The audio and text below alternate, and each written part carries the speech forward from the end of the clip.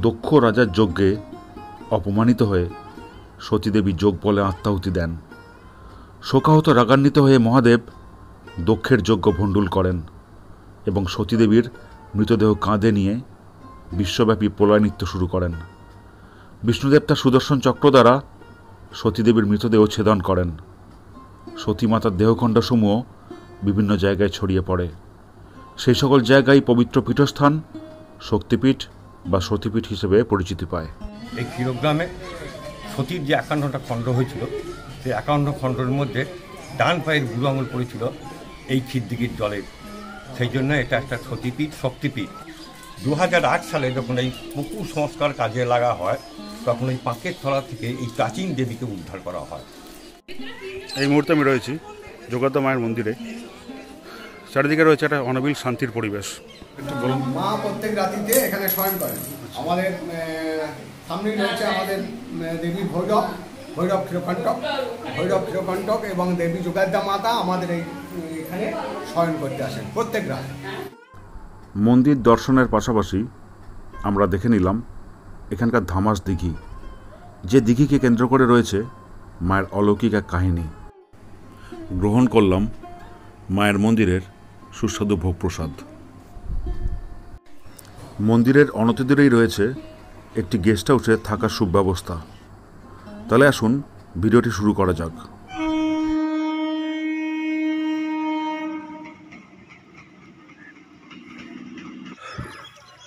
নমস্কার বন্ধুরা, আরও একটি নতুন ভিডিওতে সবাইকে সুস্বাগতম। আজ আমি চলেছি বর্ধমান জেলার মঙ্গলকোট ব্লকের অন্তর্গত ক্ষীরগ্রামের যোগাদ্দা মন্দিরে। যোগাদ্দা মন্দিরকে ঘিরে রয়েছে অনেক অলৌকিক ইতিহাস। সেই সমস্ত ইতিহাস এই ভিডিওর মাধ্যমে তুলে ধরার চেষ্টা করব। তাহলে ভিডিওটি পুরো দেখতে থাকুন, আশা করি ভালো লাগবে। হাওড়া থেকে 37817 মেললাইন বর্ধমান লোকাল যখন পান্ডুয়া পৌঁছলো, তখন ঘড়িতে প্রায় 7:45। রবিবার বলে ট্রেন বেশ ফাঁকাই ছিল। বসার জায়গা পেতেও খুব একটা অসুবিধা হলো না। মেললাইন ছাড়াও আপনি হাওড়া বর্ধমানের করলাইনের ট্রেন ধরে চলে আসতে পারেন বর্ধমান। ট্রেনের পাশাপাশি সড়ক পথেও বর্ধমানে আসা যায়।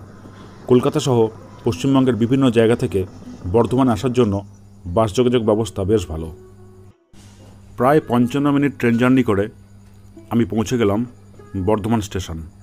এখান থেকে আমি কাটোয়াগামী লোকাল ধরে চলে যাব কৈচর হল্ট।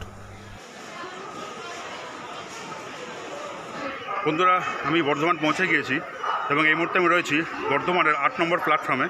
এখান থেকেই আমি যাব কৈচর হল্ট। আর কৈচর হল্ট যাওয়ার জন্য আমাকে বর্ধমান থেকে কাটোয়াগামী একটি ট্রেন ধরতে হবে। এই ট্রেনটি 9:35-এ বর্ধমান স্টেশন থেকে ছাড়বে। নির্ধারিত সময়েই আমাদের ট্রেন রওনা দিল কাটোয়ার উদ্দেশ্যে। আমার গন্তব্য কৈচর হল্ট। যোগাদ্দা মায়ের মন্দির দর্শনে আজ আমি একা নই, আমার সঙ্গে এক বন্ধুও যাচ্ছে সপরিবারে। কৈচর হল্টেই দেখা হবে তাদের সঙ্গে। বর্ধমান থেকে কাটোয়াগামী লোকালের সংখ্যা বেশ কম। সকালের দিকে রয়েছে মাত্র 3টি ট্রেন, 5:15, 7:25 এবং 9:35। এরপর ট্রেন রয়েছে দুপুর 2টোয়। সড়ক পথেও চলে আসতে পারেন কৈচর।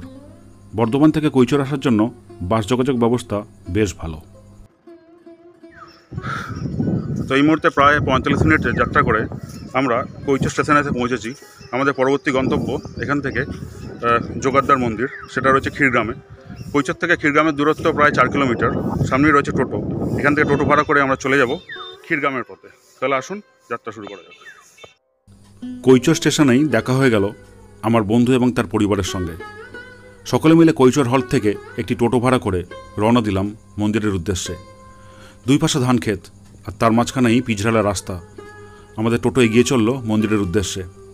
কিছু দূর যেতেই আমরা দেখতে পেলাম যোগাদ্দা মন্দিরে যাওয়ার একটি প্রবেশদ্বার।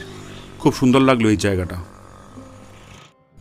কিছুক্ষণ সেখানে দাঁড়িয়ে আবার আমাদের টোটো চলতে শুরু করলো মন্দিরের উদ্দেশ্যে। যদিও এখান থেকে মন্দিরের দূরত্ব একদমই কম।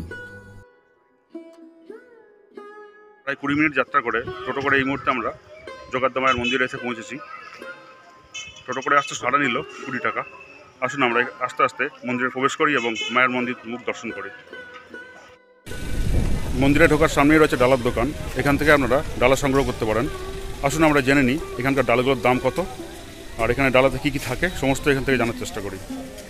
একটা আলতার দাম হচ্ছে 20 টাকা, মুখটাই দেখতে পাচ্ছি। একটা ধূপের দাম 5 টাকা, 25 টাকা, ফুলের দাম 5 টাকা, 30 টাকা, আর শাখার দাম 20 টাকা, আর লোহার দাম 5 টাকা, আর 55 টাকা, আর এদিকে 12 টাকা একটা আপনার ওই ডালা, 12 টাকাটা ডালা, 55, 12,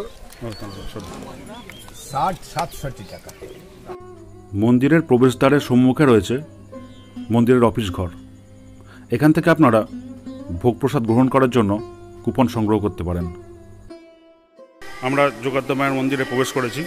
এটি হলো নাট মন্দির, সামনে রয়েছে যোগাদ্দা মায়ের আসল মন্দির। আমরা এখানে সতীর ডান পায়ের বুড়ো আঙুল পড়েছিল। পাতাল থেকে মহিরাবণকে বধ করে মহাবীর হনুমান রাম লক্ষ্মণ সহ ভদ্রকালীকে উদ্ধার করে এই স্থানে দেবীকে প্রতিষ্ঠা করেন। এই মুহূর্তে আমরা মন্দিরের দিকে এগোচ্ছি মায়ের মূর্তি দর্শন করার জন্য।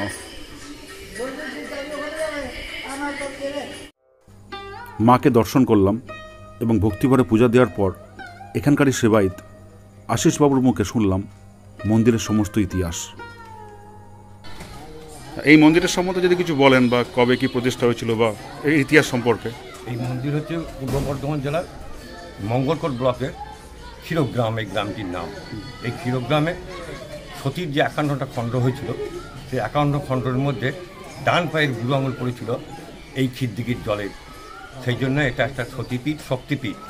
এখানে দুর্গারূপী দেবী যোগাদ্দা পুজো হন, যোগাদ্দা রূপে পূজিত হন। মা যোগাদ্দা রয়েছেন সাদা মন্দিরের মধ্যে, সারা বছর জলের মধ্যেই থাকে। দর্শনার্থীদের দুবার দেখা দেন উনি। 31শে বৈশাখ মহাপুজো হয়, মহামেলা হয়, সেই সময় 24 ঘন্টা মাকে দেখতে পাওয়া যায়। তারপরে চৌথ ষষ্ঠী ফের আবার মাকে সন্ধ্যেবেলা 6:30টার সময় তুলে নিয়ে আসা হয় চাতালের মধ্যে, আবার লাইন দিয়ে দেখানো হয়। এই মা যোগাদ্দার মাহাত্ম্যটা কি? মা সাদা মন্দিরের যে জলের মন্দিরের মধ্যে রয়েছেন, ওই মূর্তিটি দাঁই হাতে নবীনচন্দ্র ভাস্কর আজ থেকে 150 বছর আগে এই মূর্তিটি তৈরি করেছিলেন। এবং সেখানে যে আপনারা দেখতে পাবেন ভবতারিণী কালী যে রয়েছেন দক্ষিণেশ্বরে, ওই মূর্তি একই ব্যক্তির হাতের মূর্তি। দুটো মূর্তি উনি তৈরি করেছিলেন, বিখ্যাত প্রস্তরশিল্পী নবীনচন্দ্র ভাস্কর। এবং এই যে সামনে মন্দিরটা দেখতে পাচ্ছেন, এই মন্দির কিন্তু আগে ছিল না। 2008 সালে যখন এই পুকুর সংস্কার কাজে লাগা হয়, তখন এই পাঁকের তলা থেকে এই প্রাচীন দেবীকে উদ্ধার করা হয়। আমরা জানতে পারছি যে সম্ভবত পাল এবং সেন যুগের এই মূর্তি তৈরি। কে তৈরি করেছিলেন তার ইতিহাস আমরা জানি না, কিন্তু ওই মূর্তির আমরা ইতিহাস জানি। যখন এই মূর্তিকে পাওয়া গেল, তখন আমরা হয়তো ভাবলাম যে একসময় হিন্দু দেবদেবীর উপর যে আক্রমণটা চলছিল, সেই সময় হয়তো গ্রামের মানুষ এই দেবীকে এই জলেতে লুকিয়ে রেখেছিলেন ভয়ে, যাতে ভেঙে না যায়। পরবর্তীকালে গ্রামের মানুষ তখন আর্থিক অবস্থা দুর্বল ছিল বলে এই মাকে আর তোলেনি, আর মায়ের পুজোর ব্যবস্থা করতে চায়নি, কারণ তার একটা খরচাও আছে বলে তারা আর এই মূর্তিকে তুলে রাখেনি। ওই মূর্তিটাই সারা বছর জলের মধ্যেই থাকতো। 7 বার উনি উঠে বিভিন্ন সময়ে মাকুর সপ্তমী, আষাঢ় নবমী, বিজয়া দশমী, 15ই পৌষ, 29শে বৈশাখ, এরকম 5 বার যে ওটা উঠবেন, সেই 5 বার কিন্তু আপনারা দেখতে পাবেন না। 2 বার দর্শনার্থীতে উনি দেখা দেন। এবং মেলা হয়, বহু মেলা এখানে আসেন, বহু লোক সমাগম হয়। আর একটা রামায়ণের ইতিহাসের এখানে পাওয়া যাচ্ছে, যেটা হচ্ছে গিয়ে রাম লক্ষ্মণকে যখন মহিরাবণ পাতালের মধ্যে বন্দি করেছিল বলিদান করার জন্য, মহিরাবণের গৃহদেবী ছিলেন ভদ্রাকালী। তখন মহিরাবণ ভাবলেন যে রাম লক্ষ্মণকে বলবো যে আমার ভদ্রাকালীকে প্রণাম করার জন্য। তখন হনুমান যজ্ঞ করে মাছির বেশ ধরে পাতালের মধ্যে প্রবেশ করে রাম লক্ষ্মণকে বলল যে তোমাদেরকে মহিরাবণ এই দেবীকে পুজো করতে বলবে, প্রণাম করতে বলবে। তোমরা তখন বলবে যে আমরা রাজার ছেলে, আমরা প্রণাম করতে পারি জানি না, কেমন করে প্রণাম করতে দেখিয়ে দাও। যখন মহিরাবণ প্রণাম করতে গেল, সেই সময় মহিরাবণকে রাম লক্ষ্মণ হত্যা করল। হত্যা করার পর মহিরাবণ তখন বলছে আমার এই ভদ্রাকালীর কী হবে, এ তো আর পুজো পাবে না, এর কী হবে। তখন রাম লক্ষ্মণ হনুমানকে নির্দেশ দিলেন, ডান কাঁধে করে আমাদের দুজনকে নাও, আর বাঁ কাঁধে করে ভদ্রাকালীকে নিয়ে পৃথিবীর মধ্যস্থলেকে স্থাপন করো, যেখানে এই দেবী পুজো পাবেন। সেই জন্য ক্ষীরগ্রাম হচ্ছে একটা পৃথিবীর মধ্যস্থল। আপনারা মায়ের বাড়ি যাবেন, মায়ের বাড়িতে গিয়ে দেখবেন একটা সুড়ঙ্গ আছে, সুড়ঙ্গটা বুঝে গেছে, সেই সুড়ঙ্গ দিয়ে হনুমান সেখানে এসে তুলে স্থাপিত করেছিলেন। সেই কারণেই এই গ্রামটা হচ্ছে পৃথিবীর মধ্যস্থল। এই গ্রামের অনেক ইতিহাস আছে, যেমন এই গ্রামের এই দেবী আগে নরবলি খেতেন। প্রত্যেকটা ব্রাহ্মণের একটা করে পালা করতো নির্দিষ্ট দিনে নরবলি দেওয়ার জন্য। এক ব্রাহ্মণের একমাত্র ছেলে, তার পরের দিনই তার বলিদান হবে। সেই মুহূর্তে সে কী করলো, রাতের দিকে তার মা এবং ছেলেটিকে নিয়ে গিয়ে এই গ্রাম ছেড়ে যখন পালিয়ে গেল, অনেক দূর যাওয়ার পর একটা মাঠের কাছে এসে দুজনাতে বিশ্রাম করছেন গভীর রাতে। তখন এক বৃদ্ধা এসে জিজ্ঞেস করছে, মা তুমি এত রাতে এখানে বসে কেন? তা বলছে, ক্ষীরগ্রামে দেবী রাক্ষসী আছে, আমার ছেলেকে কালকে বলিদান করবে, আমি তাই পালিয়ে যাচ্ছি। তখন সেই বৃদ্ধা বললেন, যে ভয়ে পালাও তুমি সেই মা জোগাড় দাম। বললে, আমি বিশ্বাস করি না, তোমার সেই অম্বিকা মূর্তি ধারণ করো, তবেই বুঝতে পারবে। তখন অম্বিকা মূর্তি ধারণ করে বলল, নরবলি বন্ধ হবে, কিন্তু নর রক্ত আমার চাই। তাই মা যতবার ওঠেন 7 বার, ডোমেদের একজনত্ব থাকে, পর্যায়ক্রমে তারা এসে বেলের কাঁটা করে বুক চিরে মায়ের ঠোঁটে আগে মানুষের রক্তটা দিয়ে দেয়। দেবী মানুষের রক্ত ছাড়া মা জোগাড়দের পুজো হয় না। এইরকম অনেক নিয়ম আছে। যেমন সারা বৈশাখ মাসে এখানে ছাতা মেলতে নেই, কোনো গর্ভবতী মহিলা এই সারা বৈশাখ মাসে ক্ষীরগ্রামে বাস করতে পারবে না, ক্ষীরগ্রামে কোনো মুসলিম বাস করতে পারবে না, ক্ষীরগ্রামে কামার, কুমোর, ছুতোর এরা বাস করতে পারবে না। এরা শুধুমাত্র উগ্র ক্ষত্রিয় ব্রাহ্মণ এবং কিছু শিডিউল এরা ছাড়াও অন্য কেউ এক জায়গায় বাস করা এদের নিষেধ। এই সারা বছর পুজো হচ্ছে, সন্ধ্যা আরতি হবে, ওই মায়েরও সন্ধ্যা আরতি হবে। একদিকে আমিষ ভোগ হচ্ছে, একদিকে নিরামিষ ভোগ হচ্ছে। আমাদের এখানে পাড়ের মন্দিরেতে নিরামিষ ভোগ হচ্ছে। এখানে থাকার জন্য গেস্ট হাউস আছে, AC non AC normal guest house পর্যন্ত পাওয়া যাবে। যদি আমাদের সঙ্গে কেউ যোগাযোগ করতে চান, আমি আশিস চৌধুরী, এই ট্রাস্ট কমিটির একজন সদস্য। আমার মোবাইল নাম্বার 9732308897।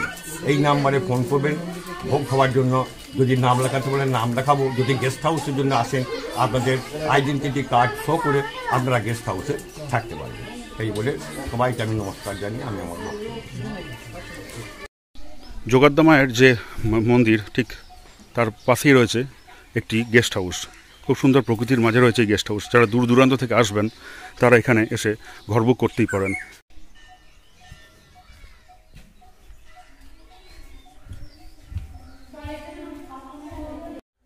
মানে যে ঘরগুলি আছে সেগুলো একটু আমরা দেখিয়ে দিই। রয়েছে সুন্দর বেডের ব্যবস্থা, রয়েছে একটি ওয়ার্ড্রোব, সেই সঙ্গে রয়েছে এসি, পাখার ব্যবস্থা। ঘরগুলো যথেষ্ট স্পেসিয়াস, বিছানাটা স্পেসিয়াস, সেখানে দুইজন খুব ভালোভাবে থাকতে পারবেন। এবারে দেখিয়ে দিই আপনাদের বাথরুমটা কীরকম। বাথরুমটা যথেষ্ট নিট অ্যান্ড ক্লিন, রয়েছে কমোড, সব কিছু সুবিধা রয়েছে। এখানে রয়েছে গিজার। এই মুহূর্তে আমরা যে রুমটি দেখছি এটা হচ্ছে নন এসি রুম। এখানকার বেডটাও হবে স্পেসিয়াস, ওয়ার্ড্রোবের সুবিধা, সুন্দর একটা জানালা রয়েছে এখানে। আসুন দেখিয়ে দিই এখানকার বাথরুমটা কীরকম।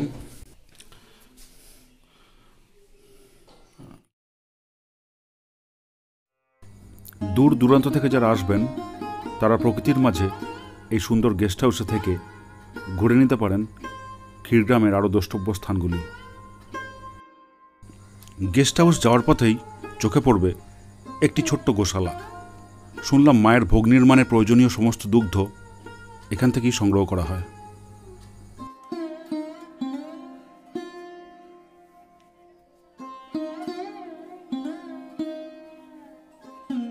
মায়ের নতুন মন্দির দেখার পরে এই মুহূর্তে আমরা রয়েছি মায়ের বাড়িতে।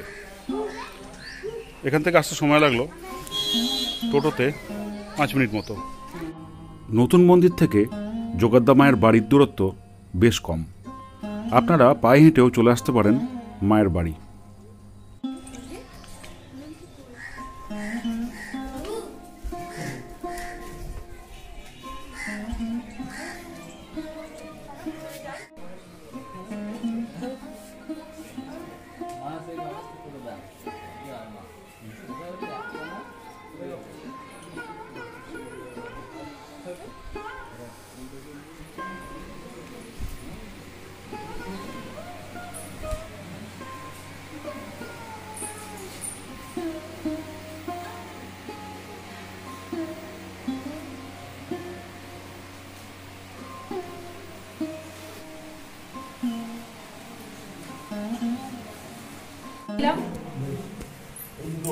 হ্যাঁ, আমার যে দুটো দিলাম আমি ওই দুটো দিয়েছি।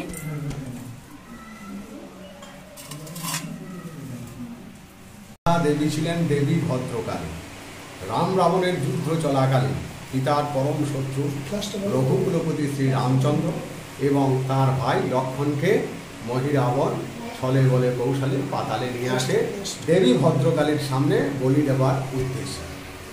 হনুমানের কেরামতিতে রামচন্দ্র লক্ষণ বলিত হনি না, উল্টে মহিরাবণী বধ হয়ে যান। তখন মহিরাবণের আরাধ্যা দেবী ভদ্রকালী শ্রী রামচন্দ্রকে বলেন, আমার সেবককে তোরা বধ করলি, তাহলে আমাদের পূজা অর্চনা কিভাবে হবে? তখন শ্রী রামচন্দ্র জাগ্রতা দেবীকে জিজ্ঞাসা করেন, আপনি কোথায় প্রতিষ্ঠিতা হতে চান? তখন উনি বলেন, পৃথিবীর মধ্যস্থল ক্ষীরগ্রামে রয়েছে এক সতীপীঠ, আমি সেই সতীপীঠই প্রতিষ্ঠা লাভ করতে চাই। তখন হনুমান এক স্কন্ধে রাম এবং লক্ষণকে, অপর স্কন্ধে দেবী ভদ্রকালীকে নিয়ে আমাদের এই সতীপীঠ মহাপীঠ ক্ষীরগ্রামে প্রতিষ্ঠিত হয়। মা প্রত্যেক রাতিতে এখানে শয়ন করেন। আমাদের সামনেই রয়েছে আমাদের দেবী ভৈরব ক্ষীরকণ্টক এবং দেবী যোগাদ্দা মাতা আমাদের এখানে শয়ন করতে আসেন প্রত্যেক রাতে। আমরা এখানে বিছানাটা আপনার সন্ধ্যা আরতির পরে পরিষ্কার পরিচ্ছন্ন করে দিয়ে মশারি টাঙিয়ে দিয়ে চলে যায়। পরের দিন সকালবেলা দেখি একটা মানুষ যেমন শুয়ে থাকলে তার বিছানাটায় যা হয় ঠিক সেই রকম। তাহলে এখানে ভগবান শ্রীরামচন্দ্র এসেছিলেন। রামায়ণের কাহিনী আমাদের ক্ষীরগ্রামে, যার জন্য আমাদের 27 তারিখ থেকে এখানে রামায়ণ হয়। আমাদের 31শে বৈশাখী সংক্রান্তিতে আমাদের মহাপূজা, 27, 28, 29, 30 4 দিন আমাদের রামায়ণ গান হয় এবং সমস্ত রকম পালা হবে। মহিরাবণ বধ, এই তো আমাদের আটচালা ওই জাগেশ্বর দিঘি থেকে আমাদের রামায়ণ গান করতে আসেন। দেবীর এটা অনেক কাল থেকেই হয়ে আসছে। এখানে রামায়ণ গানের পালা হবে। লক্ষণ ভোজন, লক্ষণ যে 14 বছর যেটা ঠান্ডায় সেটা এখানে লক্ষণ ভোজন হবে। গোটা গ্রামের লোক সব শীতে দিয়ে যাবে সেই দিনকে লক্ষণ ভোজনের জন্য। তারপরে হবে মহিরাবণ পথ যেদিন হবে সেদিন আমাদের এখানে অন্ন ভোগ হবে না, লুচি ভোগ হবে, কারণ মায়ের সেদিন শোক, সেই জন্য আমাদের এখানে লুচি ভোগ। রামায়ণের সমস্ত এই কিছুই এখানে পালন করা হয়। চারিদিকে রয়েছে একটা অনাবিল শান্তির পরিবেশ। এখানে আমরা পূজা দিয়ে ভোগ প্রসাদের কুপন কাটলাম। এখানে আমিষ ভোগ প্রসাদ প্রদান করা হয়, তার মূল্য হচ্ছে 60 টাকা। এবার আমরা ভোগ প্রসাদ গ্রহণ করব।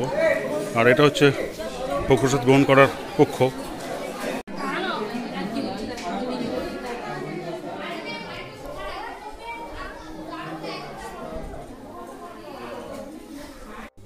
ভোজন কক্ষে আর বসার জায়গা না থাকায় আমাদের ভোগ প্রসাদ দেওয়া হলো মন্দির প্রাঙ্গণেই। ভোগ প্রসাদে ছিল ভাত, একটি সুস্বাদু তরকারি, মাছ ও পায়েস।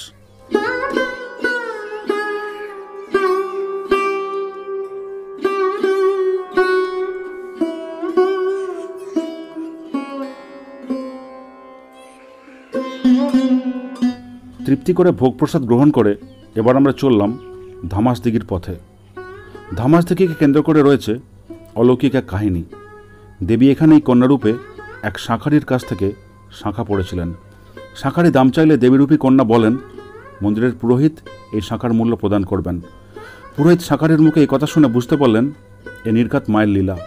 তিনি ছুটে আসেন দিঘির পাড়ে এবং আর্তনাদ করতে করতে বলেন, শাঁখারিকে তুই দেখা দিলি মা, আর আমি এতদিন ধরে তোর সেবা করে যাচ্ছি, আমায় দেখা দিলি না, এ জীবন আমি আর রাখব না।